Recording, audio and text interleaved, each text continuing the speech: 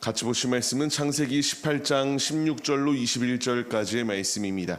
한 목소리로 말씀 합독하시겠습니다.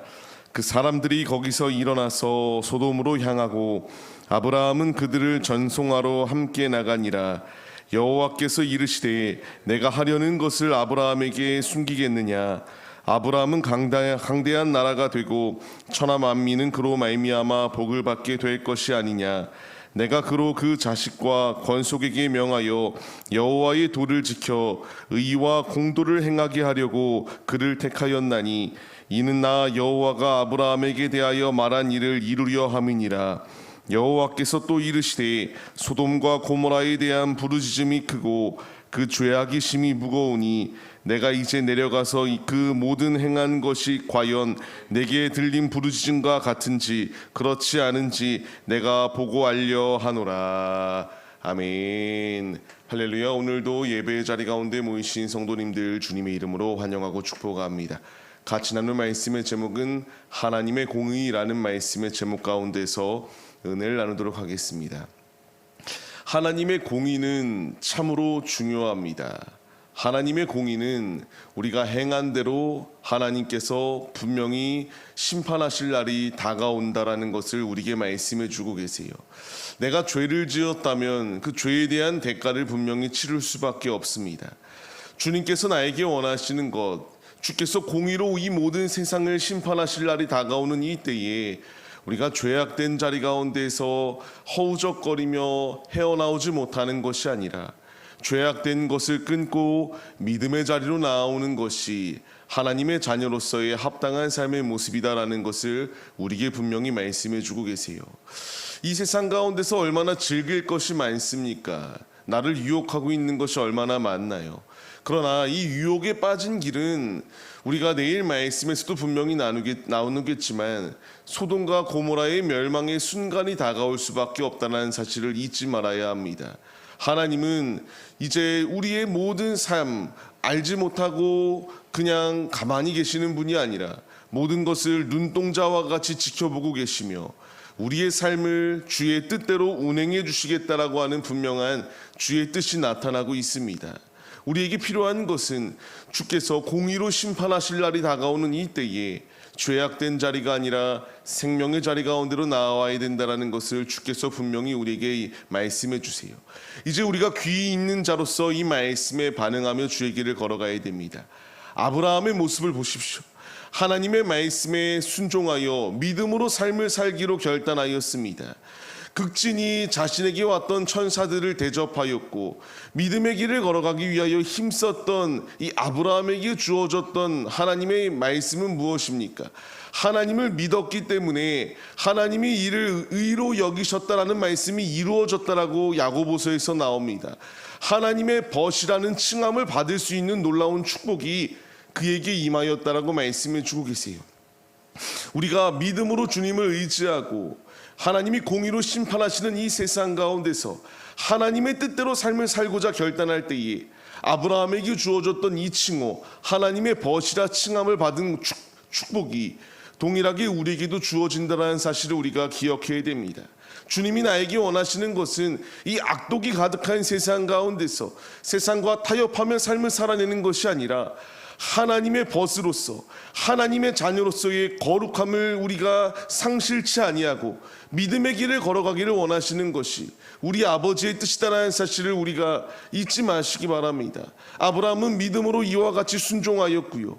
그 순종에 대한 결과는 18절 말씀과 같이 강대한 나라가 될 수 있도록 주께서 함께하여 주시고 이제 천하 만민이 아브라함으로 인하여 복을 받게 될 것이다라는 이 놀라운 축복의 말씀을 듣게 되었습니다.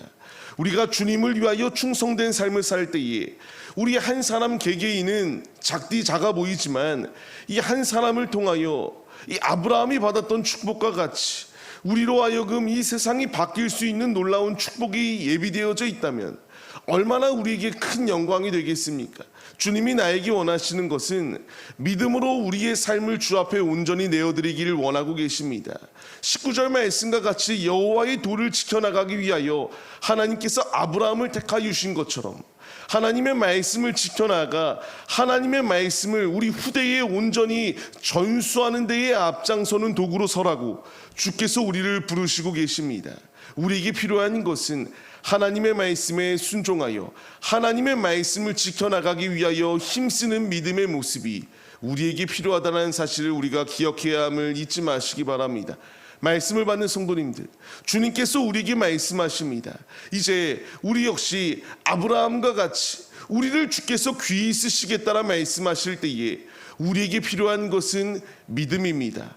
믿음으로 하나님을 의지하며 나아갈 때에 의롭다 칭해 주신 이 말씀이 이루어졌다라고 말씀하시는 것처럼 하나님이 우리를 지금도 의롭다라고 불러주고 계십니다. 우리가 결코 의로울 만한 자격이 없음에도 불구하고 이 우리의 삶 가운데서 주님이 긍휼히 여기시고 우리의 삶을 온전히 세워주시기 위하여 지금도 함께 해주고 계세요. 이제 우리에게 필요한 것은 하나님의 말씀을 지켜나가기 위하여 힘쓰는 것입니다. 아브라함에게 이와 같은 축복의 말씀이 주어졌고 축복의 결과물들이 그에게 임하였던 모든 비결은 하나님의 말씀대로 살고자 하였던 순종이 있을 때에 그에게 축복이 임하였던 것처럼 우리 역시 주님을 위하여 살고자 하는 열심과 주님께 충성하고자 하는 마음이 있을 때에 주님이 굽어 살피시고 우리의 삶 가운데서 우리의 가정 가운데서 주님께서 놀라운 은혜로 채워주신다는 사실을 잊지 마시고 믿음의 길 걸어가기를 주저하지 아니하시는 하나님의 자녀들이 다 되시기를 주님의 이름으로 간절히 축원합니다. 주께서 계속하여 우리에게 말씀해 주세요. 이제 아브라함에게 소돔과 고모라의 이 악독이 극에 달아서 심판할 수밖에 없는 상황이 놓여 있다는 것을 말씀하십니다. 그때에 주께서 이 말씀을 아브라함에게 더하여 주셨어요. 왜 아브라함에게 더하여 주셨는가? 하나님과 친밀한 삶을 살아낼 때에 하나님께서 그 언약을 보여주셨다라고 말씀하시는 것처럼 아브라함에게 먼저 보이셨습니다.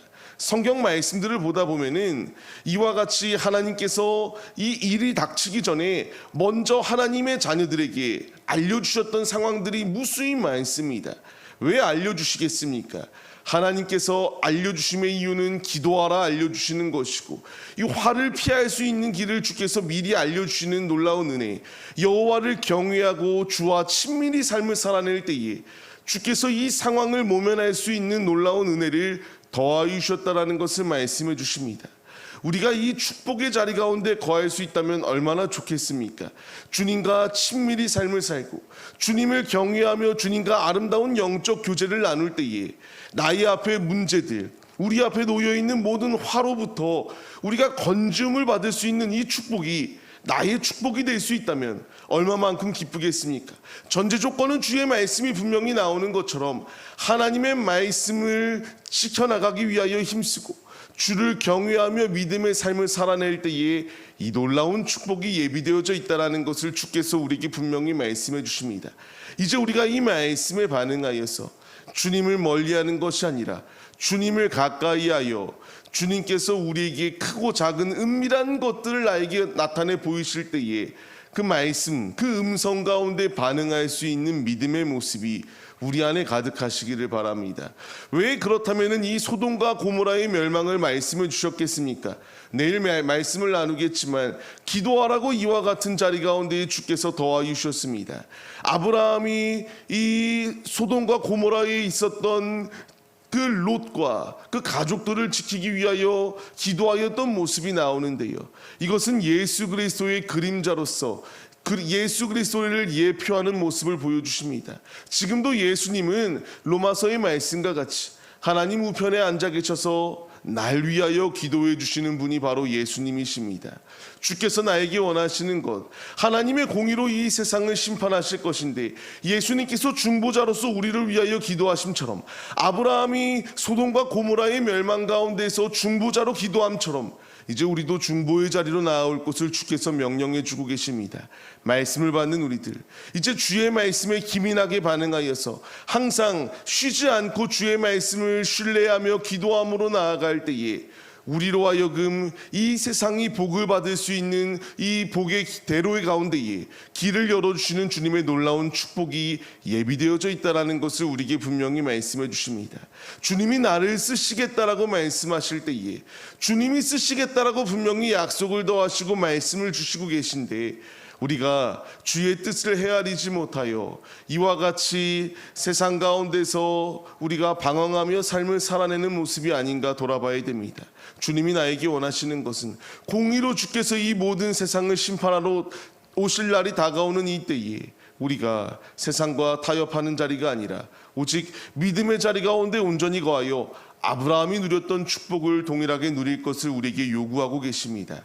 이제 우리가 말씀에 순종하여서 믿음의 자리 가운데에 나아가 오직 주의 말씀에 순종하고 주님의 뜻을 이루기 위하여 힘써서 주님이 예비하여 주신 축복을 우리가 동일하게 차지할 수 있는 하나님의 자녀들이 다 되시기를 주님의 이름으로 간절히 축원합니다. 말씀을 받는 성도님들, 주께서 이제 우리에게 이 믿음의 자리 가운데서 행함 있는 믿음의 모습으로 말씀을 실천하여 주님의 뜻을 이루어 나가라 우리에게 명령해 주고 계십니다.